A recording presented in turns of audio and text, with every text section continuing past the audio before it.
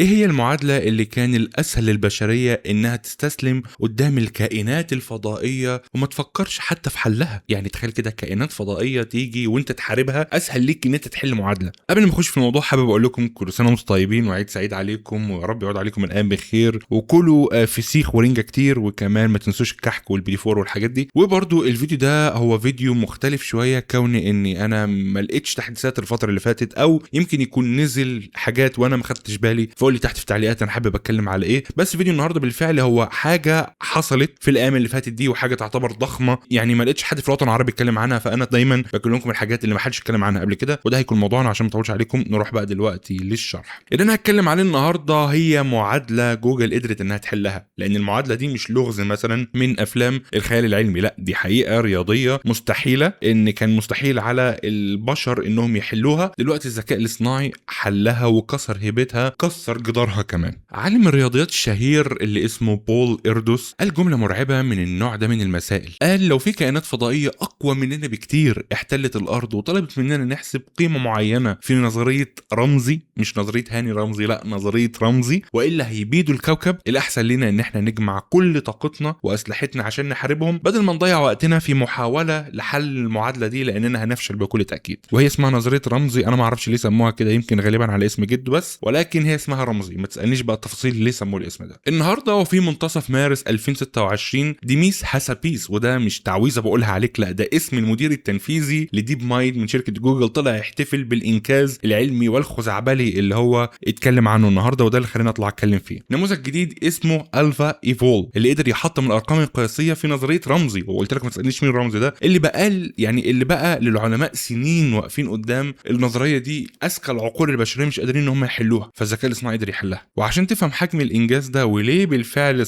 المدير التنفيذي طلع بنفسه واحتفل بالانجاز ده، لازم اشرح لك ببساطه ايه هي نظريه رمزي وليه هي بعبع علماء الرياضيات. تخيل انك عامل عزومه او حفله لعدد من الاشخاص، لان النظريه دي بتدور في الاساس على النظام وسط الفوضى، يعني ايه اقل عدد من الناس لازم تعزمها عشان تضمن ان في مجموعه معينه عارفين بعضهم البعض، او مجموعه غرباء تماما ما يعرفوش اي حاجه عن بعض. انا عارف الموضوع ممكن يكون ملعبك دلوقتي بس هفهمك بعدين. الموضوع يبان سهل في الاعداد الصغيره، يعني مثلا لو انت عندك 6 اشخاص، الرياضه بتثبت ان اكيد هتلاقي 3 منهم يعرفوا بعض او 3 ما يعرفوش بعض خالص، لكن بمجرد ما تبدا تكبر الارقام الاحتمالات بتنفجر بشكل انتحاري. الكمبيوترات العاديه مهما كانت قوتها بتقف عاجزه قدام عدد الاحتمالات اللي بتبقى اكتر من عدد الذرات في الكون كله. يعني بمعنى ادق الكمبيوترات ما تقدرش انها تتنبأ او انها تحلل او انها تستنتج عدد ذرات، او تتنبأ بعدد ذرات نقول مثلا يا سيدي اكتر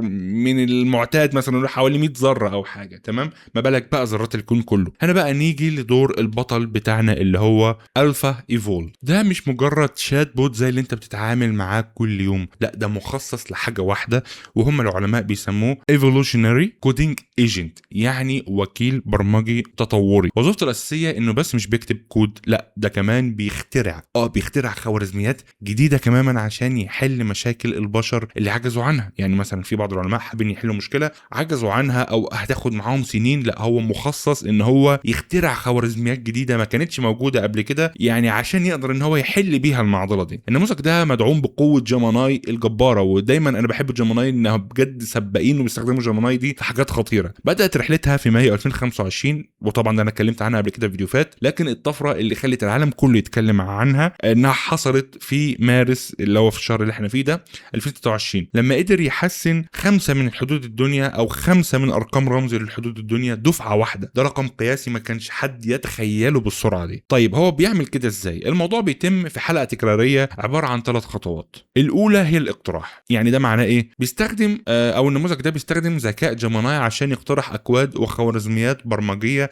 ذكيه لحل المشكله. التانية هي التقييم، يعني بيتم اختيار الأكواد دي آليا عشان يشوف هي صح ولا غلط وكفاءتها عاملة ازاي. الخطوة الثالثة وهي الأهم وهي التطور، يعني النموذج بياخد الأكواد الناجحة بس أو اللي نفعت بس أو اللي اشتغلت بس وبيطورها ويعدلها ويحسن فيها زي ما بيحصل في التطوير البيولوجي بالظبط. والناس بتوع زراعة فاهمين أنا قصدي إيه كويس قوي. بيفضل يكرر العملية دي لآلاف المرات لحد ما يوصل لخوارزمية خارقة البشر ما كانوش يقدروا أو يتخيلوا يوصلوا لها من مئات السنين او ممكن نقول الاف السنين. وخلي بالك الفا ايفال مش مجرد شاطر بس في الحسابات والارقام والكلام ده كله، لا ده كمان بيوفر فلوس يعني ضخمه جدا لشركه جوجل. النموذج ده اللي هو الجيميناي طور خوارزميه جديده لنظام بروج، وده النظام اللي بيوزع المهام جوه مركز بيانات جوجل العملاقه حول العالم. النتيجه ان هو قدر يوفر 0.7% من استهلاك الطاقه والموارد. الرقم ده ممكن تشوفه صغير بس لا حقيقي ده رقم ده في عالم البيزنس ممكن يعدي ملايين الدولارات بتتوفر كل سنه. وعلى البيئه ان هو بالفعل وفر او قلل من تضخم الكربون في العالم، وكمان قلل من استهلاك الميه. طبعا الميه بتستخدم في التبريد. فشوف انت يعني مجرد نموذج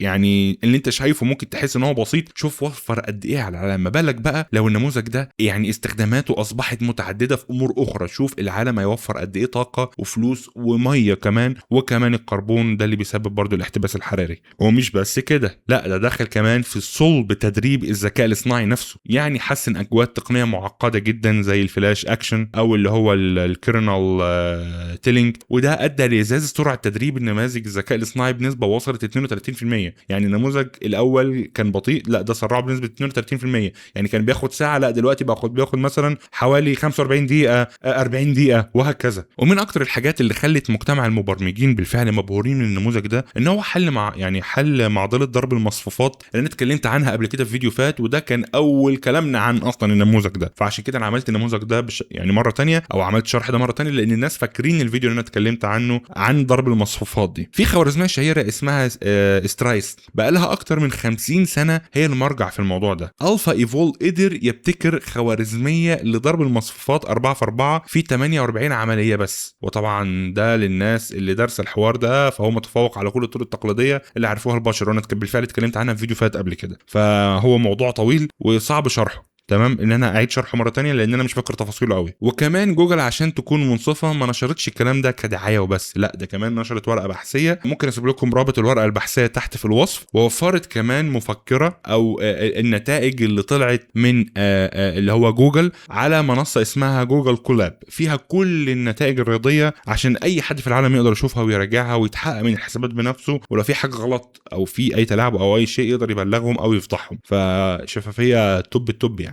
طيب النموذج ده حاليا متاح للشركات الكبيره فقط من خلال اللي هو الايرلي اكسس، تمام. طبعا ده على منصات الكلاود فقط اللي هي جوجل كلاود.